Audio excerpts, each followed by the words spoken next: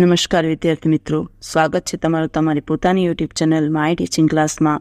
આજે આપણે ભણીશું ધોરણ 10 વિષય ગુજરાતીમાં કાવ્ય 17 દિવસો જુદાઈના જાય છે, જે ગઝલ છે અને લેખક છે કવિ છે ગની દહીંવાલા. ચાલો વિદ્યાર્થી મિત્રો, વિભાગ બી ચાલુ કરીશું. વિભાગ બીમાં જુઓ, પ્રશ્ન નંબર 1, એક વાક્યમાં ઉત્તર લખો. પેલું, જુદાઈના દિવસો ક્યાં સુધી લઈ જશે? તો લખો, જુદાઈના દિવસો મિલન સુધી લઈ જશે. બીજું, કાવ્યનાયક પોતાનો હાથ કોણ ચાલશે એમ કહે છે? તો લોકો કાવ્યનાયક પોતાનો હાથ શત્રુ ચાલશે એમ કહે છે. ત્રીજું, કાવ્યનાયક કોને ધૂળમાં ન પડી જવાની અરજ કરે છે? તો લોકો કાવ્યનાયક અશ્રુને ધૂળમાં ન પડી જવાની અરજ કરે છે. ચોથું, કાવ્યનાયક અશ્રુને કોના જેવા ગણાવે છે? તો લોકો કાવ્યનાયક અશ્રુને રાંકના રતન સમા ગણાવે છે. પાંચમું, અશ્રુઓને હૃદયથી નયન સુધી જવા શું કરે છે? તો લોકો અશ્રુઓને હૃદયથી નયન સુધી જવા અરજ કરે છે. છઠ્ઠું, કાવ્યનાયક પ્રિય પાત્રની સરખામણી કોની સાથે કરે છે? તો લોકો કાવ્યનાયક પ્રિય પાત્રની સરખામણી રાજરાણીના વસ્ત્રો સાથે કરે છે. સાતમું, કાવ્યનાયક પોતાની સરખામણી કોની સાથે કરે છે? તો લોકો કાવ્યનાયક પોતાની સરખામણી ગરીબ સ્ત્રીની ચુંદડી સાથે કરે છે. આઠમું, ગરીબ સ્ત્રીની ચુંદડી ક્યાં સુધી સાથે રહે છે? તો લોકો ગરીબ સ્ત્રીની ચુંદડી તેના કફન સુધી સાથે રહે છે. નવમું, હૃદયની આગ વધી જતા કવિ પર કોણે કૃપા કરી? તો લોકો, જો હૃદયની આગ વધી ગઈ તો ખુદ ઈશ્વરે જ કૃપા કરી. આ પ્રશ્ન નંબર 2, નીચેના પ્રશ્નોના 3-4 વાક્યમાં ઉત્તર લખો. શત્રુઓ ઉપર કવિને શો વિશ્વાસ છે? તો લોકો, કવિના દિવસો સ્વજનના વિરહમાં પસાર થઈ રહ્યા છે. કવિને સ્વજનના મિલનની ઝંખના છે. એ ઝંખના કોઈ સ્વજનના દ્વારા નહીં પણ કોઈ શત્રુ દ્વારા જ સંતોષાશે એવો કવિને વિશ્વાસ છે. બીજું, કવિ સી અરજ કરે છે? તો લોકો, કવિ અરજ કરતા કહે છે કે તમે રાંકના રતન જેવા છો, એટલે કે રાંકના દર્દના આંસુ વ્યર્થ ન જાય એ જોવાનું કામ તમારું છે. અમારી આ અરજી તમને માન્ય હોય તો હૃદયથી એના આંસુ લૂછવા રાંકના નયન સુધી લઈ જાઓ. ત્રીજું, ઈશ્વરે કવિ પર શ્રી કૃપા કરી? તો લોકો, કવિની જુદાઈની વેદના વધી ગઈ ત્યારે ઈશ્વરે પોતે તેમના પર કૃપા કરી. પવન તેમની વિરાગ્નિને સ્પર્શે તે પહેલાં જ તેમના શ્વાસ બંધ થઈ ગયા, અર્થાત મૃત્યુ પામ્યા.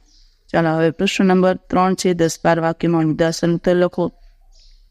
દિવસો જુદાઈના જાય છે ગઝલમાં ગનીની મનસ્થિતિ તમારા શબ્દમાં વર્ણવો.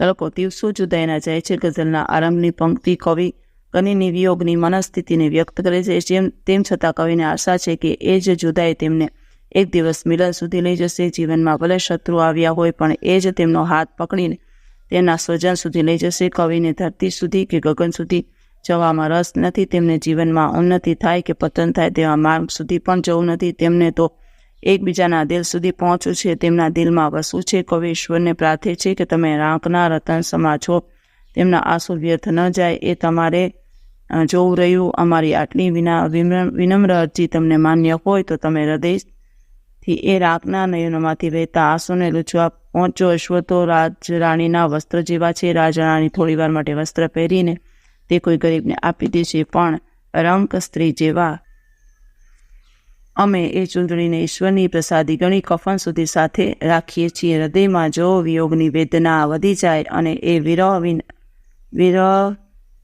વિરાગની વેદના પણ પવન એટલે કે બહાર નીકળે એ પહેલાં જ ઈશ્વરે કૃપા કરી અને અમારા શ્વાસ બંધ થઈ ગયા. ચાલો વિભાગ સી વિદ્યાર્થી મિત્રો, સાચો વિકલ્પ શોધી અને ઉત્તર લખો. પેલું સાચી જોડણી, તો એમાં લખો શત્રુ, ઉન્નતિ, બીજામાં લખો, ત્રીજામાં અશ્રુ, ચોથામાં ચુંદડી, પાંચમામાં કૃપા, છઠ્ઠામાં શ્વાસ.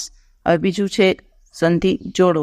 પહેલામાં લખો ઉન્નતિ ને બીજામાં નયન, ત્રીજામાં સમાસ ઓળખાવો. તો એમાં આવશે કર્મધારય અને તત્પુરુષ.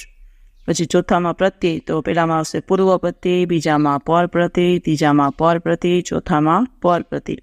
પછી છે સમાનાર્થી શબ્દ, ઉન્નતિ તો કે ચડતી, કબૂલ તો કે મંજૂર. પછી છે સંજ્ઞાઓના પ્રકાર, શત્રુ તો કે જાતિવાચક, કૃપા તો કે ભાવવાચક. હવે શબ્દ સમૂહ માટે એક શબ્દ, પહેલામાં લખો ઉન્નતિ ને બીજું આવશે કફન. વિરોધી શબ્દ લખો, રંગ તો કે શ્રીમંત, સંમતિ તો કે અસંમતિ, જુદાઈ તો કે મિલન. શબ્દોના અર્થ, ચીર તો કે ફાડ અને નરક, નાર તો કે સ્ત્રી, ચીર તો કે લાંબા સમયનો, નાળ તો કે લાંબી પોળ નળી. ચલો હવે વિશેષણ શોધીને તેનો પ્રકાર. પહેલામાં લખો બે, સંખ્યાવાચક, બીજામાં લખો રંગ, ગુણવાચક.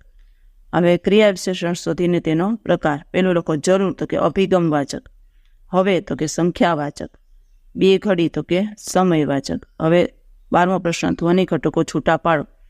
અશ્રુ તો કે અ પ્લસ સ પ્લસ ર પ્લસ ઉ, અને કૃપા તો ક પ્લસ રૂ પ્લસ પ પ્લસ આ. ચાલો વિદ્યાર્થી મિત્રો, આજના વિડીયો લેક્ચરમાં આટલું જ. જો તમને આ વિડીયો ગમ્યો હોય તો લાઇક કરશો, તમારા મિત્રો સાથે શેર કરશો અને મારી ચેનલને સબસ્ક્રાઈબ પણ કરશો. આવજો.